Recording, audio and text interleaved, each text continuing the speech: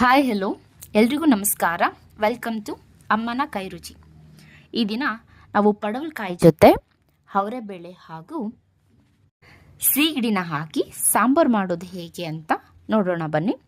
ಹಾಗೆ ಇನ್ನೂ ಯಾರೆಲ್ಲ ನಮ್ಮ ಚಾನೆಲ್ನ ಸಬ್ಸ್ಕ್ರೈಬ್ ಮಾಡಿಲ್ಲ ಅಂದರೆ ದಯವಿಟ್ಟು ಎಲ್ಲರೂ ಸಬ್ಸ್ಕ್ರೈಬ್ ಮಾಡಿ. ಹಾಗೆ ನಿಮಗೆ ಈ ವಿಡಿಯೋ ಇಷ್ಟ ಆಗಿದ್ದರೆ ಲೈಕ್ ಮಾಡಿ, ನಿಮ್ಮ ಫ್ರೆಂಡ್ಸ್ಗಳಿಗೂ ಕೂಡ ಈ ಚಾನೆಲ್ನ ಶೇರ್ ಮಾಡಿ.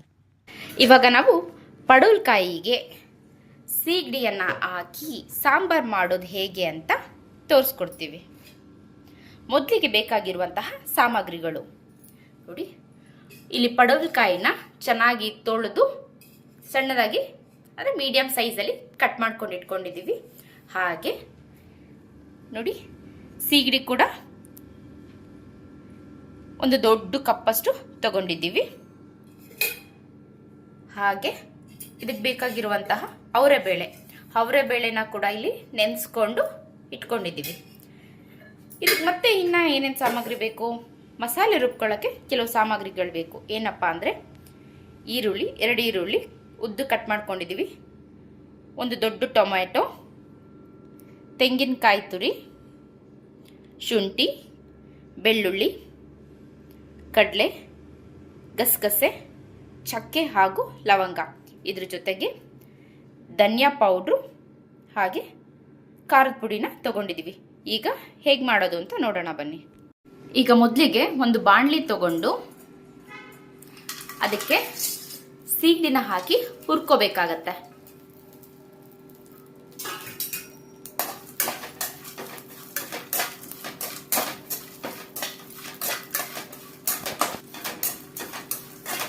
ಸೀಗಡಿ ಸ್ಮೆಲ್ ಅಂತೂ ಸಖತ್ ಗಮ್ ಅಂತ ಇರುತ್ತೆ. ಸೊ ಚೆನ್ನಾಗಿ ಹುರ್ಕೋಬೇಕಾಗತ್ತೆ ಹಸಿ ಸ್ಮೆಲ್ ಹೋಗೋವರೆಗೂ. ನೋಡಿ ಫ್ರೆಂಡ್, ಹಸಿ ಸ್ಮೆಲ್ ಎಲ್ಲ ಚೆನ್ನಾಗಿ ಹೋಗಿದೆ. ಈಗ ಹುರ್ಕೋಬೇಕು.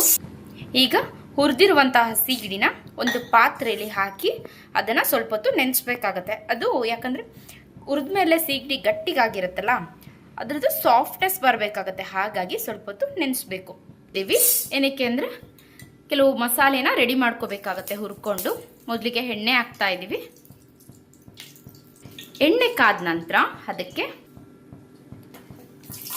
ಕಟ್ ಮಾಡ್ಕೊಂಡಿರುವಂತಹ ಈರುಳ್ಳಿ,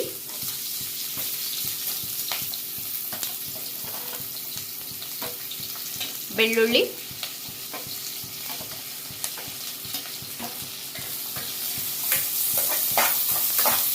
ಟೊಮೆಟೊ ಹಾಕೋಕ್ಕೂ ಮುಂಚೆ ಈರುಳ್ಳಿನ ಫ್ರೈ ಮಾಡ್ಕೋಬೇಕು, ಇಲ್ಲ ಅಂದರೆ ಈರುಳ್ಳಿ ಸರಿಯಾಗಿ ಫ್ರೈ ಆಗೋದಿಲ್ಲ.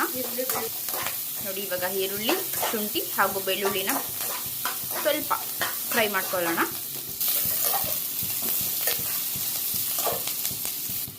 ಈರುಳ್ಳಿನ ಕೆಂಪಗಾಗೋವರೆಗೂ ಫ್ರೈ ಮಾಡ್ಕೊಂಡಿದ್ದೀವಿ. ಈಗ ಅದಕ್ಕೆ ಟೊಮೆಟೊ ಹಾಕೊಂಡು ಫ್ರೈ ಮಾಡ್ಕೋಬೇಕು.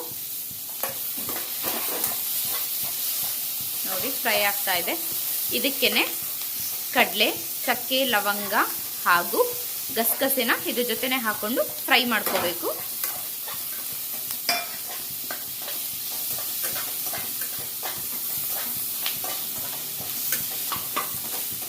ಹಾಗೆ ಸ್ವಲ್ಪ ಫ್ರೈ ಆದಮೇಲೆ ತೆಂಗಿನಕಾಯಿ ಕಟ್ ಮಾಡ್ಕೊಂಡು ಇಟ್ಕೊಂಡಿದ್ವಿಯಲ್ಲ, ಸೊ ಆ ತೆಂಗಿನಕಾಯಿನೂ ಕೂಡ ಇದ್ರ ಜೊತೆ ಮಿಕ್ಸ್ ಮಾಡಿಕೊಂಡು ಫ್ರೈ ಮಾಡ್ಕೋಬೇಕು.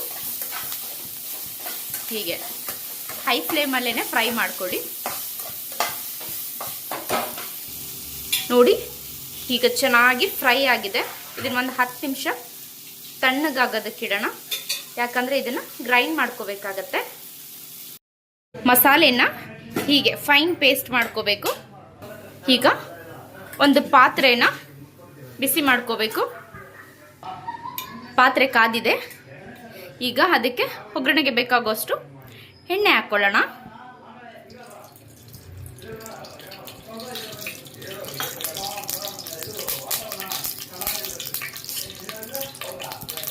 ನೋಡಿ, ಎಣ್ಣೆ ಕಾದ ನಂತರ ಅದಕ್ಕೆ ಈರುಳ್ಳಿನ ಹಾಕಬೇಕು. ಇಲ್ಲಿ ಅರ್ಧ ಈರುಳ್ಳಿ ತಗೊಂಡು ಹೀಗೆ ಕಟ್ ಮಾಡ್ಕೊಂಡಿದ್ದೀವಿ. ಈರುಳ್ಳಿ ಸ್ವಲ್ಪ ಫ್ರೈ ಆದಮೇಲೆ ಇದಕ್ಕೆ ಹುರಿದು ನೆನೆಸ್ಕೊಂಡಿರುವಂತಹ ಸೀಗಡಿನ ಹಾಕಬೇಕು.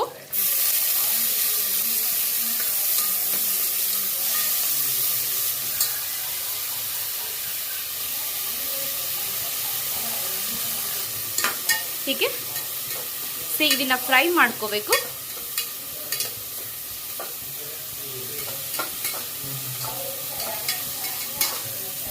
ಇದು ಫ್ರೈ ಆದ ನಂತರ ತೊಳೆದು ಕಟ್ ಮಾಡ್ಕೊಂಡಿದ್ದಂತಹ ಪಡವಲಕಾಯಿನ ಹಾಕೋಬೇಕು. ಹಾಕಿ ಇದನ್ನು ಕೂಡ ಅದ್ರ ಜೊತೆ ಫ್ರೈ ಮಾಡ್ಕೋಬೇಕು.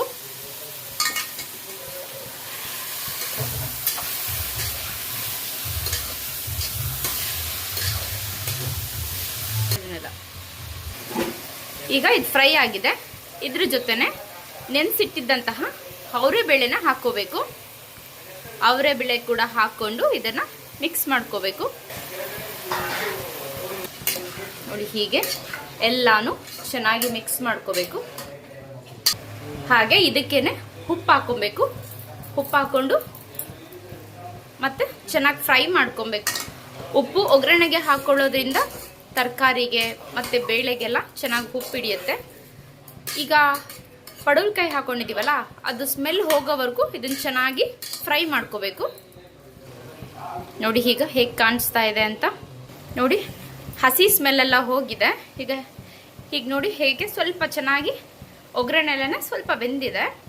ಈಗ ಇದಕ್ಕೆ ರುಬ್ಬಿಟ್ಕೊಂಡಿದ್ದಂತಹ ಮಸಾಲೆನ ಮಿಕ್ಸ್ ಮಾಡ್ಕೊಬೇಕು. ಇದ್ರೊಳಗೆ ಹಾಕ್ಕೊಂಡು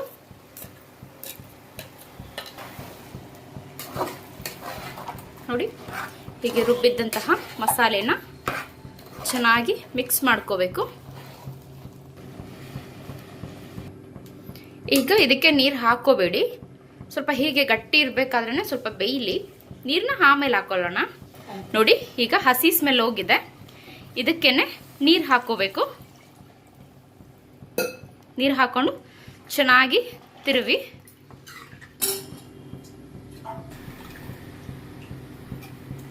ನೋಡಿ, ನೀರನ್ನ ಹಾಕೊಂಡು ಮಿಕ್ಸ್ ಮಾಡ್ಕೊಬೇಕು. ಹೀಗೆ ನೀರಿನ ಕ್ವಾಂಟಿಟಿ ಮೇಲೆ ನೋಡಿ ಹಾಕೋಬೇಕಾಗತ್ತೆ. ನಾವು ಸ್ವಲ್ಪ ಕ್ವಾಂಟಿಟಿ ಜಾಸ್ತಿ ಮಾಡ್ತಾ ಇರೋದ್ರಿಂದ ಸ್ವಲ್ಪ ನೀರು ಹಾಕ್ಕೊಂಡಿದ್ದೀವಿ. ಯಾಕಂದರೆ ಇದು ಕುದ್ದ ಮೇಲೆ ಗಟ್ಟಿ ಆಗತ್ತೆ. ಇದಕ್ಕೆ ಉಪ್ಪು ಮೊದಲೇ ಹಾಕಿದ್ರಿಂದ ಇದನ್ನು ಚೆನ್ನಾಗಿ ಕುದಿಯೋದಕ್ಕೆ ಬಿಡೋಣ.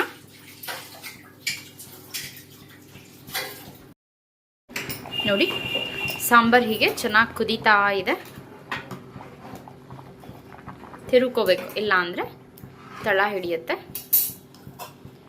ಇನ್ನು ಸ್ವಲ್ಪ ಬೇಯಬೇಕು.